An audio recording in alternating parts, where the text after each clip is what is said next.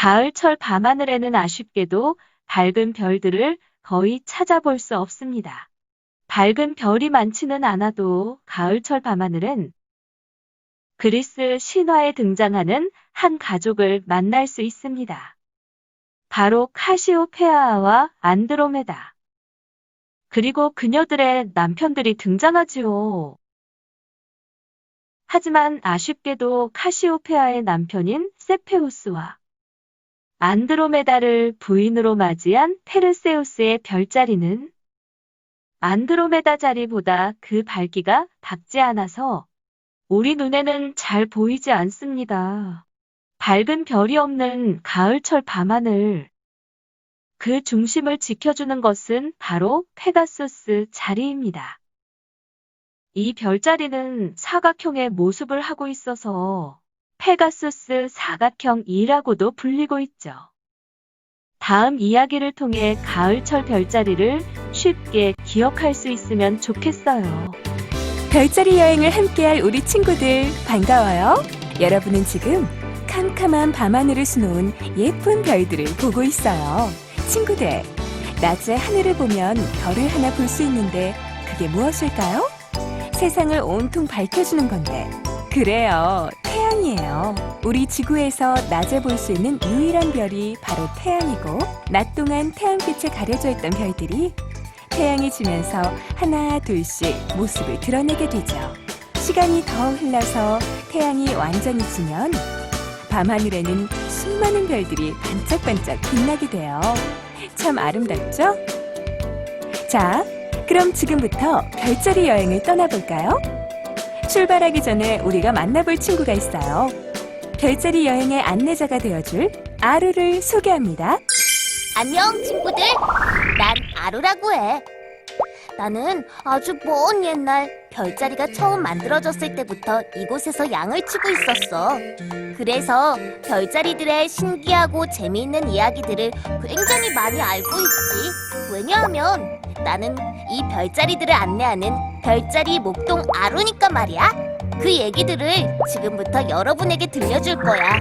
그럼 이제 나와 같이 여행을 떠나볼까? 밤하늘 수많은 별들 가운데 동서남북 방향을 찾는데 길잡이가 되어주는 별이 뭐였지? 그래, 맞아! 북극성이야. 봄에서 여름까지는 북두칠성을 따라서 북극성을 찾았었지. 가을에는 어떤 별을 이용해서 북극성을 찾을 수 있을까? 가을 북쪽 하늘 높은 곳에는 M자 모양으로 하늘을 밝히고 있는 별자리가 있어. 이게 바로 의자에 앉아 아름다움을 뽐내는 모습을 한 카시오페이아 자리야. 카시오페이아 자리의 알파별은 왕비의 가슴에 위치한 쉐다르인데 바로 가슴이라는 뜻이지. 우리가 일반적으로 카시오페이아 자리는 W자라고 말하지만 시간과 계절에 따라 3자, M자, 2자 등 보이는 모습이 달라.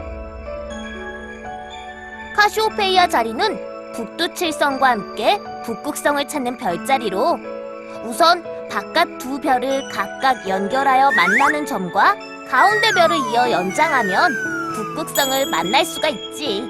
이 별자리는 북극성을 사이에 두고 북두칠성과 정반대에 마주치고 있으면서 가을에 북극성을 찾는 데 이용되는 아주 중요한 별자리야. 자, 그럼 북극성도 찾았으니 가을철 별자리를 향해 출발! 은하수와 함께 여름의 대삼각형이 서쪽으로 기울면 가을의 별자리가 나타날 거야. 가을밤 하늘에 큰 사각형을 만드는 별자리가 있어. 이게 바로 페가수스 자리야. 하늘을 나는 천마의 모양을 한 페가수스 자리는 그 모양 때문에 페가수스의 사각형이라고 불려. 밝은 사각형의 주위를 둘러싸고 있는 조금 어두운 별자리들인 안드로메다, 카시오페이아, 케페우스와 페르세우스가 그 곁에 자리 잡고 있어. 페가수스의 주위에는 정말 많은 별자리들이 모여있지. 그래서 페가수스 자리는 가을 별자리를 찾는 길잡이 별이 되는 거야. 반짝이는 사각형이 몸을 나타내고 오른쪽 두 별에서 길게 늘어지는 별들이 각각 다리와 머리가 되어 하늘을 나는 말처럼 보이지? 그럼 천마 페가수스를 타고 가을 밤하늘의 별자리들 사이로 날아가 보는 거야. 야호! 하늘을 나는 페가수스를 타고 이번에는 안드로메다 자리로 가볼까? 페가수스 사각형의 윗변 두 점을 따라 올라가 보는 거야. 북동쪽으로 올라간 곳에 마치 연을 띄운 것 같은 모양의 별들이 자리 잡고 있지? 바로 거기가 안드로메다가 있는 자리야. 거꾸로 보았을 때 양 옆으로 뻗어간 것은 달. 그리고 한쪽 다리를 살짝 들어 올린 채 바위에 묶여 있는 것 같은 모습이 그려지지? 어떻게 보면 마치 춤을 추고 있는 것 같기도 하고 말이야. 언뜻 봐도 사람의 형상을 하고 있는 걸 보면 정말 신기해. 그렇지? 안드로메다 자리에는 이름처럼 아름다운 안드로메다 은하가 있어. 여기서 은하란 수천억의 별들과 행성과 가스, 먼지들이 몇만 광년 단위의 어마어마한 크기로 하나의 집단을 구성한 거야. 안드로메다 은하도 그렇게 셀 수 없이 많은 것들이 모여서 만들어져 있는 거지. 2천억 개나 되는 별들이 원반 모양을 하고 있는 이 은하는 크기도 크고 우리 은하와도 비교적 가깝게 있기 때문에 날씨가 좋을 때는 맨눈으로도 볼 수가 있어. 은하 중에는 타원 은하, 나선 은하, 불규칙 은하 등이 있는데 타원 은하는 회전하는 타원의 형태를 갖고 있는 은하를 말해. 또 나선 은하는 나선형의 팔을 갖고 있는 게 특징이지. 그리고 대칭적이거나 규칙적인 구조를 보이지 않고 멋대로 퍼져 있는 불규칙 은하도 있어. 우리가 살고 있는 우리 은하는 나선 은하로 되어 있어. 우리 은하는 나이도 거의 150억 년 가까이 되고 크기도 엄청나게 크지. 얼마나 크냐 하면 은하의 끝에서 끝까지 가로질러 가는데 빛의 속도로 10만 년이나 더 가야 돼. 안드로메다 은하는 우리 은하와 나이와 크기도 비슷하고 비록 200만 광년이나 떨어져 있긴 하지만 은하 중에선 우리 은하와 가장 근접한 곳에 위치한 편이지. 안드로메다 자리에서 공주님 허리 근처에 있는 아주 밝은 별이 보일 거야. 안드로메다 자리에 있는 밝은 별 미라크인데 여기서부터 공주의 발끝에 해당되는 별까지 직선을 만들어 봐. 그리고 그 직선을 그대로 더 내려 그으면 그곳에서부터 페르세우스 자리가 나타날 거야. 페르세우스 자리에서 페르세우스가 칼을 든 쪽 옆에는 알파별 알게니브가 있어. 바로 옆구리라는 뜻이야. 페르세우스의 옆구리에서 칼의 장식처럼 빛나고 있지. 알게니브의 오른쪽에 있는 또 다른 이등성별 알골은 메두사의 머리에 해당하는 별인데 밝기가 3일을 주기로 변하고 있어. 여기서 알파별이란 별자리 가운데서 별의 밝기 순서로 붙인 그리스의 문자야. 밝은 순서대로 알파별, 베타별, 감마별 이렇게 말이야. 알파별은 그 별자리 안에서 제일 밝은 별을 말해. 그래서 모든 별들 가운데서 밝기 순서를 매긴 1등성보다는 밝기가 덜할 수도 있어. 반에서 1등이랑 전교 1등은 다를 수도 있잖아. 페르세우스 자리를 한번 살펴보자. 한 손으로 메두사의 머리를 잡고 다른 한 손으로 긴 칼을 들고 있는 페르세우스의 모습이 정말 늠름하지? 여기서 페르세우스가 잡고 있는 칼 손잡이 부분에 있는 별과 카시오페이아 자리의 사이에는 이중 성단이 있어. 성단이란 수만 개부터 많게는 수십만 개로 이루어진 별들의 무리를 말하는 거야. 이중 성단은 이 별무리가 두 개 나란히 위치한 걸 말하고 그냥 보면 마치 두 개의 별이 반짝이는 것 같아 보이지? 이번에는 카시오페이아에서 조금 윗부분에 거꾸로 된 오각형 모양으로 이루어진 별자리가 있어. 왕비 카시오페이아의 남편이면서 안드로메다의 아버지인 왕 케페우스 자리를 말하지. 페가수스의 사각형을 중심으로 별자리들을 찾아봤는데 더욱 재밌는 건 이 별자리들이 모두 가족들을 이루고 있다는 거야. 이 별들은 어떻게 가족이 되었을까? 지금부터 흥미진진한 이야기 속으로 신나는 여행을 떠나보자. 아주 먼 옛날 이디오피아라는 나라에는 케페우스 왕과 그 가족이 살고 있었어요. 케페우스 왕은 아름다운 카시오페이아 왕비와 안드로메다 공주와 함께 아주 행복하게 지냈답니다. 하지만 왕비 카시오페이아는 자신의 아름다움을 뽐내던 허영심 많은 사람이었어요. 이 세상 어디에도 나만큼 아름다운 여자는 없을 거야. 아마 저 바닷속의 요정 네레이드들보다도 내가 훨씬 더 아름다울걸? 바다의 요정들은 한없이 예쁜 척만 하고 자신들을 무시하는 카시오페이아가 미웠습니다. 날이 갈수록 허영심이 심해지던 왕비는 바다에 사는 아름다운 요정 네레이드들에게 미움을 받기 시작했어요. 카시오페이아, 가만두지 않으리라. 그래서 바다의 요정들은 그런 카시오페이아의 태도를 바다의 신 포세이돈에게 고해 바쳤습니다. 카시오페이아를 혼내주기 위해서죠. 무시! 카시오페이아가 감히 그런 말을 하다니. 당장 이디오피아에 나의 분노를 전하라. 바다의 요정 네레이드들이 카시오페이아에게 무시를 당했다는 말을 들은 포세이돈은 불같이 화를 냈어요. 포세이돈의 아내 암피트리테도 본래 네레이드였거든요. 포세이돈은 이디오피아를 혼란에 빠뜨리기 위해 바다에 무시무시한 괴물 고래를 보냈습니다. 곧 온 나라가 큰 위험에 빠졌어요. 바닷가에서 고기를 잡으며 살아가던 백성들은 괴물 고래 때문에 놀라서 우왕좌왕했어요.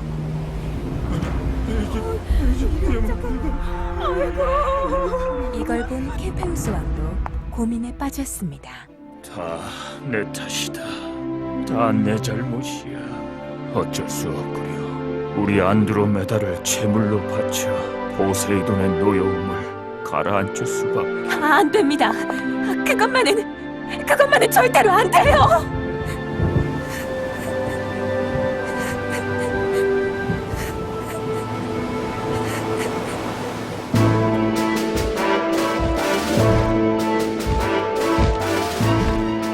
비려! 비려! 와!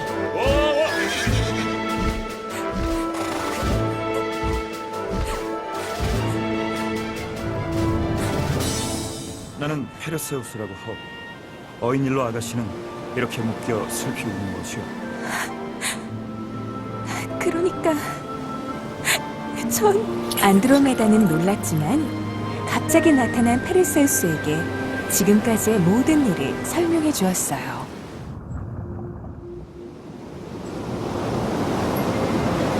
걱정하지 마십시오. 제가 공주님을 구해드리죠. 감사합니다. 조심해요. 어?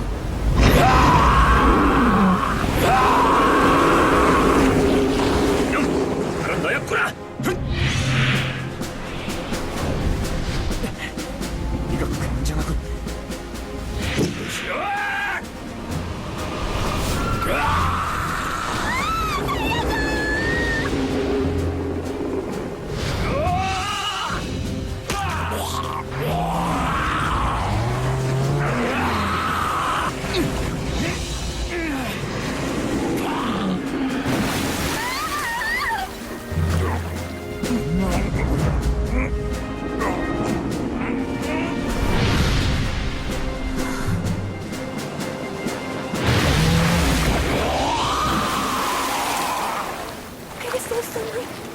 이보이들 저길 좀 봐! 바다 괴물이 나타났다! 안돼! 안돼! 드디어 바다 괴물이 죽었다! 와! 어느새 안돼! 바닷가 주위로 모여든 사람들이 환호했어요. 페르세우스님,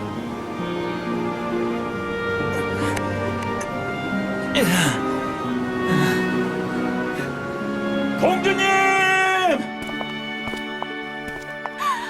안드로메다 살아 있었구나. 공주야! 어머니, 아버지. 공주를 다시 찾은 케페우스 왕과 카시오페이아 왕비는 크게 기뻐했습니다. 고맙소. 정말 고맙소. 케페우스 왕은 공주의 목숨과 함께 나라를 구해낸 페르세우스에게 큰 상을 내리기로 했습니다. 페르세우스와 공주를 결혼시키고 이디오피아의 왕위를 물려주기로 했답니다. 어때? 별자리 이야기가 마치 한 편의 동화처럼 재미있지? 가을 하늘의 별자리는 이렇게 해서 안드로메다 공주와 페르세우스, 헤페우스와 카시오페이아가 가족이 되어 가까운 자리에 모여있게 된 거야. 하늘을 나는 천마 페가수스도 이곳에 함께 있지만 말이야. 그런데 괴물고래는 어디 있냐고? 지금부터 아루가 설명해줄게. 괴물고래는 페가수스가 있는 가을의 사각형 변에서 동남쪽으로 움직여 간 곳에 자리 잡고 있어. 고래의 코에 해당하는 알파별 멘카르에서 꼬리 쪽에 있는 미라를 연결해 보는 거야. 그 별들이 고래의 머리가 되고 다른 쪽에 자리 잡은 도형은 꼬리가 되는 거지. 자세히 보면 고래의 등에 V자 모양의 별이 보이지? 고래가 등에서 물을 뿜는 모습이 그려지지 않니? 이 별자리에는 재미있는 점이 또 하나 있어. 고래 자리에 존재하면서 밝기가 계속 변하는 신기한 별이 있는데 바로 그런 별을 변광성이라고 해. 변광성이란 밝기가 변하는 별을 말하는데 처음에는 밝았다가 얼마 뒤에 보면 언제 그랬냐는 듯 매우 어두웠다가 그래서 옛날 사람들은 이 별이 사라졌다가 다시 나타나기를 반복한다고 생각했었대. 그럼 이번엔 다른 별자리를 찾아볼까? 페가수스 자리에서 천마의 머리 부분이 보이지? 그 머리 쪽에서 남쪽으로 조금 내려간 곳에 Y자 모양을 한 4개의 별이 보일 거야. 이게 바로 물병자리야. 이 물병자리에서 가장 밝은 별인 알파의 이름은 사달 메리크라고 하는데 왕의 행운이라는 뜻을 갖고 있어.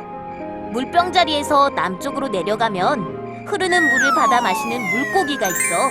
바로 남쪽 물고기 자리야. 페가수스 자리에서 베타별과 알파별을 이어 남쪽으로 3배 정도 연장하면 밝은 1등성별 하나가 외롭게 빛나는 모습을 발견하게 되는데 이게 바로 물고기의 입 포말하우트야. 남쪽 물고기 자리는 1등성 포말하우트를 빼고 밝은 별이 없어서 눈으로 찾아보기는 좀 어려울 거야. 그래서 그 빛이 밤하늘을 홀로 지키는 군대처럼 더 외로워 보이는 것 같아. 친구들! 가을철 별자리로 여행을 떠나본 느낌이 어때? 눈을 감고 다시 한번 가을철 별자리를 그려보면서 상상에 빠져보자.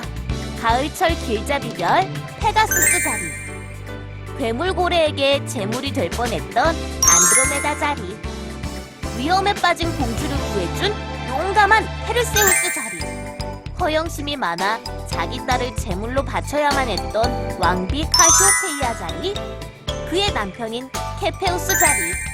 이렇게 페가수스 자리를 중심으로 그 위쪽은 모두 가족들의 별자리이고 아래쪽으로는 1등성 포말하우트 별을 가진 남쪽 물고기 자리, 그 위로 물병 자리, 그리고 바다 괴물인 고래 자리, 물고기 등 모두 바다와 연관되는 별자리들이 많이 있지. 늠름한 페르세우스는 아름다운 공주 안드로메다와 함께 카시오페이아 왕비 케페우스 왕과 가족을 이루어 행복하게 살고 있는지 궁금하지 않니? 공주 안드로메다는 괴물고래의 위협에 얼마나 무섭고 외로웠는지 이제는 알 것 같아. 때마침 나타난 페르세우스가 그 순간 얼마나 용감하고 멋있어 보였을지 한번 상상해봐. 흥미로운 이야기를 보고 들으면서 떠났던 가을철 별자리 여행이 재미있었니? 별자리 속에는 이렇게 숨겨진 옛날 얘기들이 아주 많이 있단다. 마치 저 하늘을 가득 채우고 있는 수많은 별들처럼 말이야. 그럼 다음엔 더 즐겁고 재밌는 이야기와 함께 다시 돌아올게. 겨울철 밤하늘은 오리온 자리를 중심으로 모여 있는 별자리들이 있습니다. 한 손에는 칼, 다른 한 손에는 방패를 가지고 있는 늠름한 오리온 장군의 모습입니다. 꼭 장군처럼 보이기도 합니다. 오리온 자리는 그리스 신화에 등장하는 용감한 사냥꾼 오리온을 상징하고 있습니다. 오리온 자리는 유난히 밝은 빛을 띠고 있는 베텔게우스와 리겔, 2개의 밝은 별이 있습니다. 이 밖에도 우리에게 잘 알려진 오리온 대성운과 말머리 성운도 만날 수 있습니다. 다음 이야기를 통해 겨울철 별자리를 쉽게 기억할 수 있으면 좋겠어요.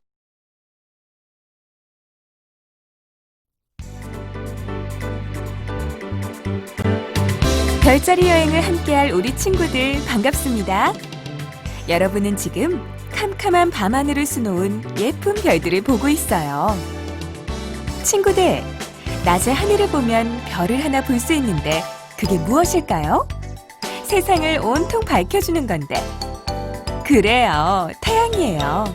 우리 지구에서 낮에 볼 수 있는 유일한 별이 바로 태양이고, 낮 동안 태양빛에 가려져 있던 별들은 태양이 지면서 하나 둘씩 모습을 드러내게 되죠.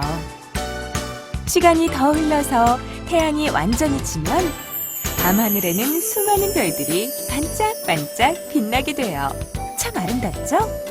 자, 그럼 지금부터 별자리 여행을 떠나볼까요? 출발하기 전에 우리가 만나볼 친구가 있어요. 별자리 여행의 안내자가 되어줄 아루를 소개합니다. 안녕, 친구들. 여러분과 여행을 떠나기 위해 아루가 다시 돌아왔어. 겨울철 별자리에서는 또 어떤 재미있는 이야기가 우리를 기다리고 있을까 궁금하지 않니? 특히 겨울철 밤하늘에는 무려 7개나 되는 일등성들이 반짝이며 다른 계절의 별자리들보다 훨씬 더 화려하고 아름다운 모습을 하고 있어. 자, 친구들, 멋진 겨울밤 하늘을 향해 모두 함께 출발! 은하수를 따라서 가을철 별자리가 지고 나면 그 자리엔 겨울철 별자리들이 밤하늘을 가득 채우기 시작하지. 겨울밤 하늘을 가만히 올려다보면 3개의 별이 한 줄로 나란히 붙어있는 모습이 보여. 그리고 그 위아래로 별이 2개씩 밝게 빛나고 있지. 이게 바로 1등성을 2개나 가지고 있는 겨울의 길잡이 오리온 자리야. 오리온 자리는 왼쪽 가장 꼭대기에서 붉은색으로 빛나는 1등성 베델기우스와 오른쪽 아래에서 하얗게 빛나는 1등성 리겔이 있어. 이 두 1등성을 따라서 선을 그어보면 날씬한 허리를 가진 모래시계의 모양이 보여. 어떻게 보면 나비 넥타이나 장구 모양 같기도 하고 말이야. 게다가 오리온 자리는 두 번째로 밝은 2등성도 5개나 가지고 있기 때문에 찾기 쉬울 거야. 한 손을 높이 쳐들고 누군가와 싸우는 듯한 사냥꾼의 모습이 정말 늠름하지? 오리온 자리의 정가운데, 즉 허리에 자리 잡은 3개의 선명한 별이 보이니 사이좋게 빛나는 새 별을 삼형제별이라고 불러. 그 별 바로 아래쪽에는 지구에서 볼 수 있을 만큼 밝기로 유명한 오리온 대성운이 있어. 성운이란 우주의 먼지와 기체가 모여 이루어진 거대한 구름을 말해. 그리고 오리온 자리의 삼형제별 쪽으로 약간 비껴간 그 자리에는 두꺼운 구름이 주위의 별빛을 가려서 어두워 보이는 암흑성운인 말머리 성운도 있어. 별자리들 중에서도 가장 돋보이고 화려하게 잘생기고 힘센 사냥꾼 오리온에는 아름다운 사랑 이야기가 숨겨져 있어. 그럼 그 이야기 속으로 함께 떠나볼까? 아주 먼 옛날 그리스의 바다에는 포세이돈의 아들 오리온이 살고 있었어요. 바다를 유유히 헤엄치다가 바닷가 근처에서 사냥하기를 즐겼죠. 오리온은 바다의 신 포세이돈을 닮아 얼굴도 미남이었지만 무엇보다 무척 덩치가 컸기 때문에 바닷속을 헤엄치면 바다 위로 머리가 드러날 정도였대요. 한편 그리스의 숲속에는 아름다운 사냥의 여신 아르테미스가 살고 있었답니다. 숲속을 뛰어다니면서 사냥을 즐기던 아르테미스는 한 번 쏜 화살은 뭐든지 명중시킬 만큼 활솜씨가 뛰어났어요.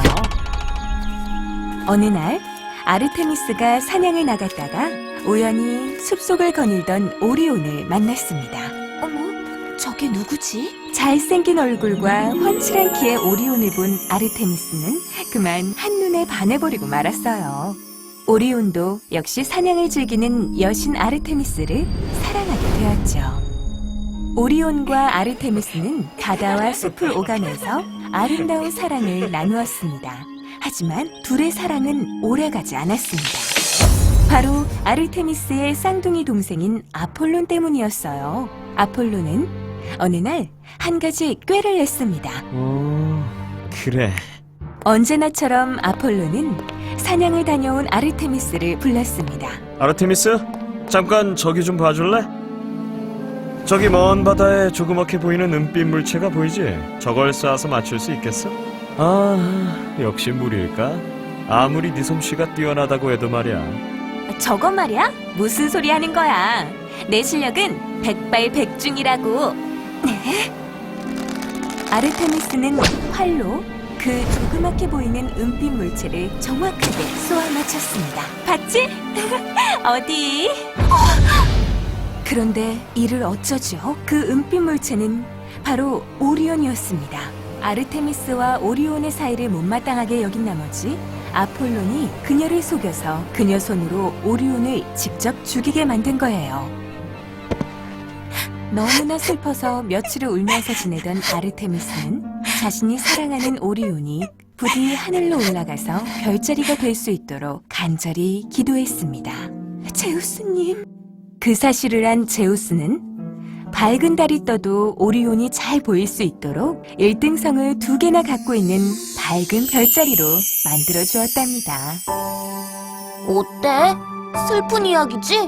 하지만 별자리가 된 오리온은 지금도 겨울밤 하늘에 가장 화려한 별자리로 영원히 남아있을 테니까 너무 슬퍼하지 마.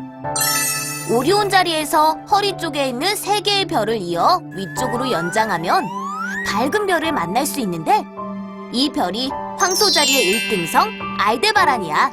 그 주위로 별들이 V자 모양을 하고 있는데 여기가 바로 황소의 머리야. 알데바란 바로 옆으로 히아데스 성단이라고도 불리는 성단도 있어. 히아데스 성단은 유명한 산계 성단의 하나야. 산계 성단이 뭐냐고? 여러 젊은 별들이 느슨히 흩어져 모여있는 별들의 집단이지.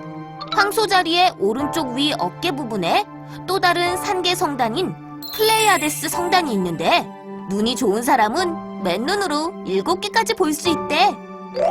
플레이아데스 성단은 7자매별 또는 묘수, 좀생이 별이라고도 불려. 이름도 참 재미있지?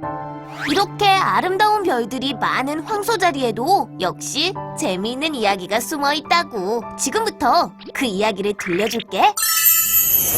먼 옛날 페니키아에는 아름다운 공주 에우로파가 살고 있었습니다.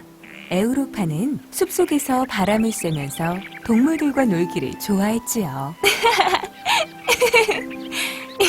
어느 날 제우스 씨는 그런 에우로파의 아름다운 모습에 반하고 말았습니다.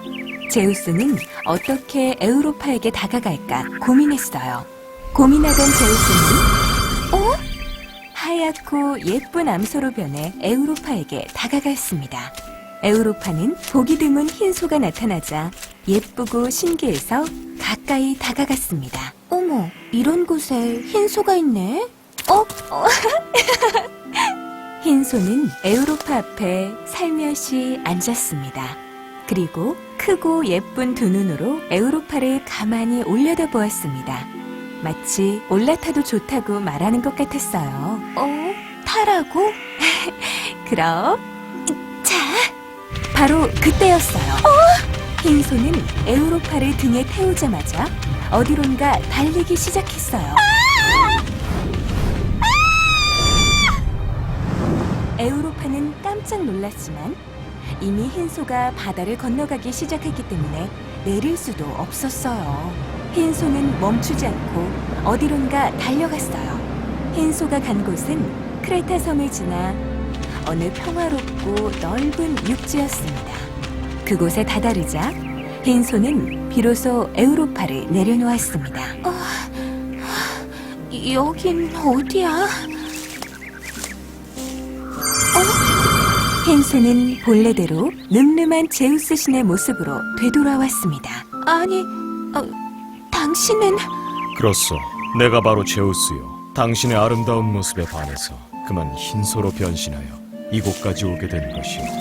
에우로파는 그제서야 마음이 놓였습니다. 그 후 제우스는 에우로파와 함께 도착한 아름다운 육지에서 결혼하여 행복하게 살았답니다.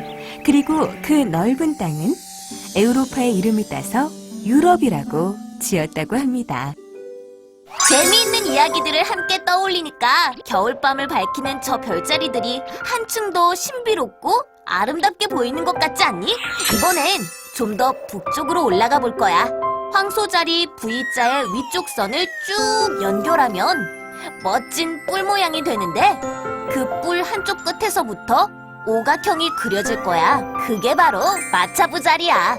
마차부 자리를 나타내는 오각형을 이루는 별 중에 가장 밝게 빛나는 별이 마차부 자리의 1등성 카펠라고, 카펠라 옆에 작은 삼각형 모양은 마차부가 안고 있는 염소야. 이제 사이좋은 쌍둥이 형제 별자리로 길을 안내할게. 오리온 자리에서 1등성 리겔과 베델기우스를 잇는 연장선을 두 별의 간격만큼 위로 올라가면 별 2개가 사이좋은 형제처럼 나란히 자리 잡고 있는데 이 별자리가 쌍둥이 자리야.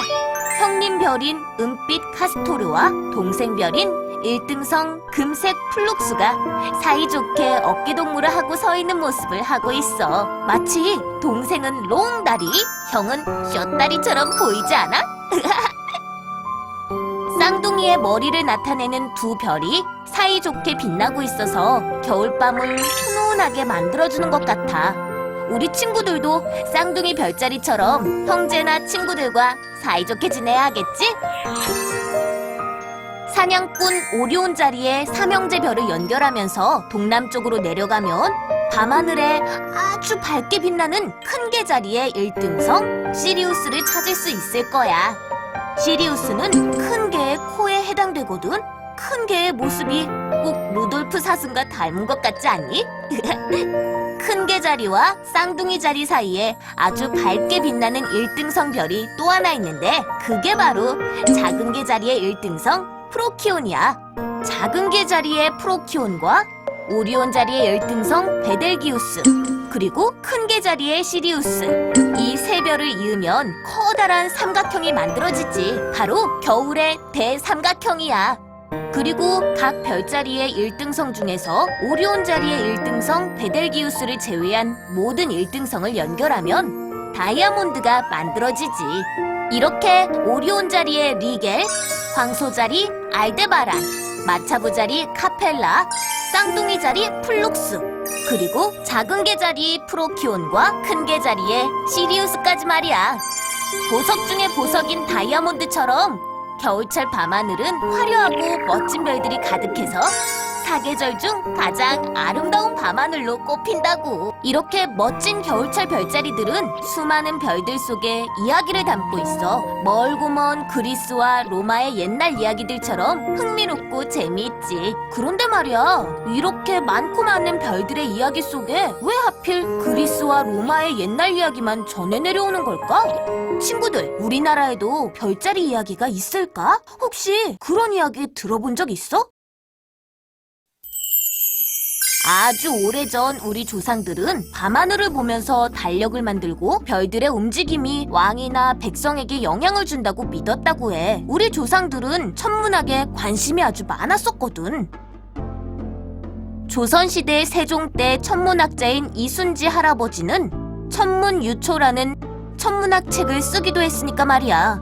이 책에는 옛날부터 천문학을 연구하고 공부했던 기록들이 많이 남아있어.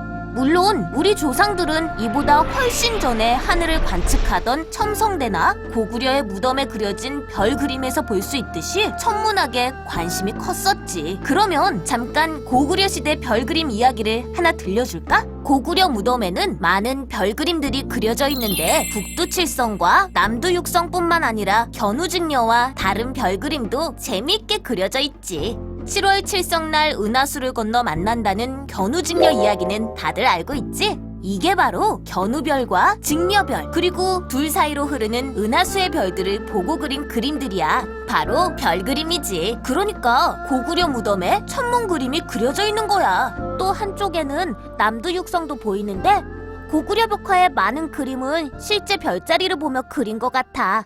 우리나라에서는 하늘의 별자리를 상상의 동물인 용과 호랑이 그리고 기린 등이 뛰어노는 모습으로 형상화했지. 용과 호랑이, 기린들이 하늘에서 뛰어다니고 있는 모습이 신기하지? 우리 조상들은 하늘에서 이렇게 상상의 동물들이 정겹게 뛰어다니는 모습을 그려보았어. 이 별자리들은 서양하고는 다른 이름과 모양을 가지고 있는데 북극성을 중심으로 세 개의 큰 구역과 그 주변의 별들을 28개로 나누어 봤어. 그리고 모든 별들은 우주의 질서에 따라 움직인다고 믿었던 거야.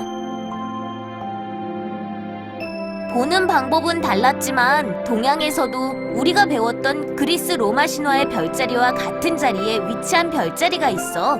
겨울철 별자리의 길잡이 오리온 자리가 바로 그래. 동양의 별자리 그림을 보면서 다시 한번 우리가 살펴봤던 오리온 자리로 가볼까? 우리 조상들은 오리온 자리의 모습을 기린의 모습으로 보았어. 상상의 동물이라 우리가 알고 있는 목이 긴 기린하고는 달라. 어때? 신기하지? 기린의 앞에는 큰 호랑이 한 마리가 보이는데 이 호랑이 등 위에는 즐겁게 뛰어노는 3마리의 새끼 호랑이가 있어. 이 중 한 마리가 바로 황소 자리에 있는 플레이아데스 성단인 묘수, 바로 동생의 별이라고 해. 우리 조상들도 밤하늘의 별을 보면서 재미있는 형상과 이야기를 생각하고 믿어왔다는 점이 참 신기하지 않니? 물론 서양 사람들과 보는 방식은 달랐지만 말이야. 신비하고 아름다운 별자리 속에 그런 신화와 믿음이 전해 내려온다는 게 참 재미있지. 겨울철 별자리 여행이 즐거웠었니? 슬프고 아름답고 또 신나고 즐거운 이야기들이 전부 저 밤하늘에 담겨있다고 생각하니까 저 별들이 훨씬 더 신비롭게 보이지 않니? 팔을 번쩍 들고 사냥감을 쫓고 있는 겨울철 길잡이 오리온과 그에 맞서서 달려드는 황소, 늠름한 사냥꾼 오리온과 서로 사랑했던 아르테미스와의 비극적인 사랑 이야기, 황소로 변해서 에우로파를 납치해간 제우스의 이야기, 주인님인 오리온을 뒤따르는 충실한 큰 개와 작은 개, 또 오리온과 황소의 싸움을 구경하는 사이좋은 쌍둥이 형제와 부상자가 생기면 금세라도 달려갈 채비를 하고 있는 마차부, 그리고 오리온 자리를 중심으로 1등성 7개가 만들어내는 겨울의 대삼각형과 다이아몬드가 밤하늘을 그 어느 때보다 아름답고 화려하게 만들고 있어. 이렇게 겨울철 별자리들은 멋진 모습과 함께 많은 신화들이 마치 옛날 이야기 속에 떠들썩한 마을처럼 재미있고 신비해. 서양의 별자리 이야기 외에도 밤하늘을 상상의 동물인 용과 호랑이 그리고 기린 등으로 그리며 바라보았던 우리 조상들의 별 이야기도 신기했지? 마치 꿈속을 걷는 것처럼 하늘을 나는 요정처럼 신비한 이야기는 저 겨울밤 하늘의 별에서 영원히 반짝반짝 빛나고 있을 거야. 친구들, 아름다운 밤하늘의 겨울철 별자리 여행이 즐거웠으면 해. 그럼 모두들 안녕!